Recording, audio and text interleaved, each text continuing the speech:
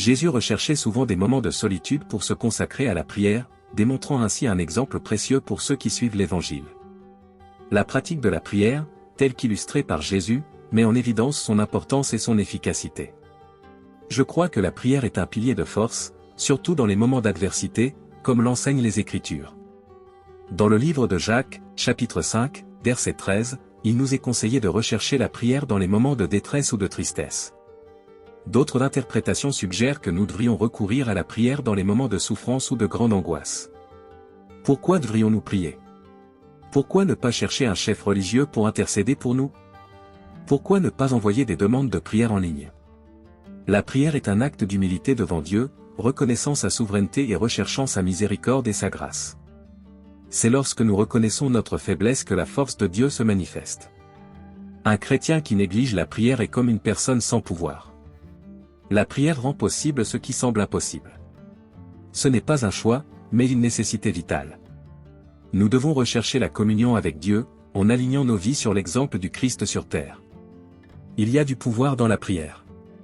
Pour le croyant confronté à des difficultés, pour celui qui est attaqué spirituellement, pour celui qui se sent découragé et frustré, la réponse est simple, priez.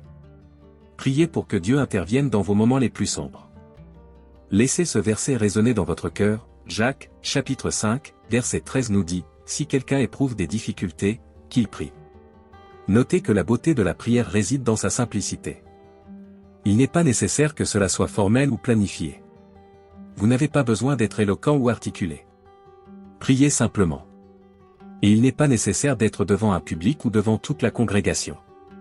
Il s'agit simplement d'engager quotidiennement une conversation avec Dieu. À mesure que le croyant avance dans son chemin de foi et d'intimité avec le Créateur, la prière transcende le simple acte de communion silencieuse, cela se transforme en un lien intime avec celui qui répond à tous nos besoins. Cela devient un moment sacré pour dialoguer avec celui qui offre discernement, orientation et réconfort dans les moments d'angoisse. Même si Dieu connaît à l'avance tous nos besoins, il nous exhorte néanmoins à maintenir une posture de prière constante. Il veut cette communion ouverte avec nous et que nous lui accordions notre confiance, quelles que soient les circonstances.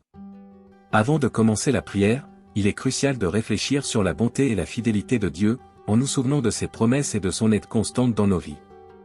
Nous devons nous souvenir des miracles passés, des bénédictions données et de la grâce qui nous soutient.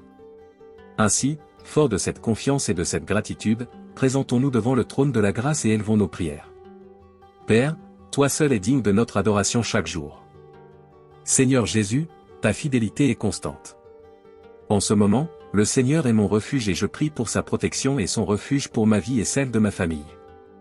Seigneur, permets-moi de garder mon cœur, de me remplir de ta parole. Fortifie-moi pour résister aux ruses du malin et aux mensonges subtils des hommes. Aide-moi à être dans le monde mais pas du monde, à résider dans ce monde mais sans attachement terrestre. Permets-moi d'exercer une influence divine dans ce monde, plutôt que d'en être influencé.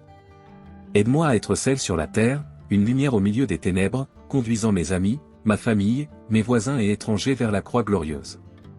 La parole me guide dans Philippiens, chapitre 4, verset 8, pour méditer sur tout ce qui est vrai, digne, juste, pur, beau et digne de louange. Seigneur, je prie pour ne pas devenir une éponge qui absorbe toute la corruption de ce monde. Au lieu de cela, permets-moi d'être comme un miroir qui reflète ta bonté, un reflet de ton amour. Tout comme David l'a écrit dans les psaumes, crée en moi un cœur pur, ô Dieu, et renouvelle en moi un esprit ferme. Je sais qu'un tel cœur te plaît plus que les sacrifices ou les bonnes œuvres. Vous désirez un cœur qui reconnaît son propre péché et qui recherche humblement votre pardon. Je prie pour que le Saint-Esprit renouvelle constamment mon cœur et mon esprit, m'apprenant à t'obéir, à rester ferme dans la foi et à te faire pleinement confiance. Donne-moi la passion de rechercher ta présence, Seigneur. Puissé-je aspirer à ta présence, que ce soit la dernière pensée avant de m'endormir et la première au réveil. Je me soumets à toi et j'aligne mon esprit avec ta volonté et ton but pour ma vie. Ouvre mes oreilles pour qu'elles soient sensibles et réceptives à ta voix. Je prie pour que ta parole soit toujours sur mes lèvres, que je la lise et la médite jour et nuit, afin de pouvoir vivre selon ta volonté.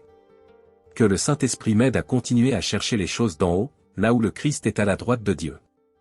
Aide-moi à fixer mon esprit sur les choses d'en haut et à rester concentré sur tout ce qui touche au royaume de Dieu.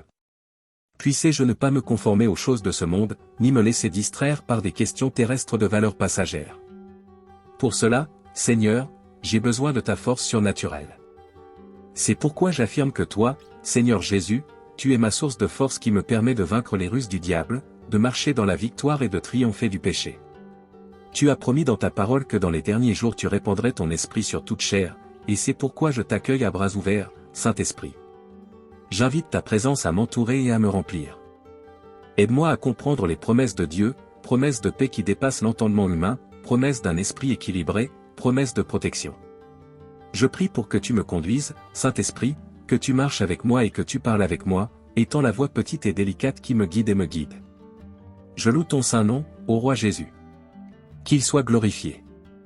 Merci d'avoir écouté ma prière. Au nom puissant de Jésus-Christ, je prie, Amen. Si quelqu'un d'entre vous est en difficulté, qu'il prie, si quelqu'un est heureux, qu'il chante des louanges. Et enfin, mes frères, occupez-vous de tout ce qui est vrai, de tout ce qui est noble, de tout ce qui est juste, de tout ce qui est pur, de tout ce qui est pur. Les choses sont belles, quelles que soient les choses qui sont de bonne réputation. Si quelque chose est excellent ou louable, pensez à ces choses. Ne vous inquiétez de rien, mais dans chaque situation, par la prière et faites vos supplications, présentez vos demandes à Dieu.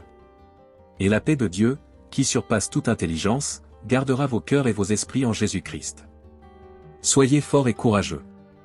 Ne soyez ni effrayés ni consternés, car le Seigneur votre Dieu sera avec vous, il ne vous quittera jamais et ne vous abandonnera jamais jusqu'à ce que tous les travaux pour le service du temple du Seigneur sont terminés. Faites confiance au Seigneur de tout votre cœur et ne vous appuyez pas sur votre propre intelligence, reconnaissez le Seigneur dans toutes vos voies, et il aplanira vos sentiers, éliminant les obstacles qui bloquent votre chemin.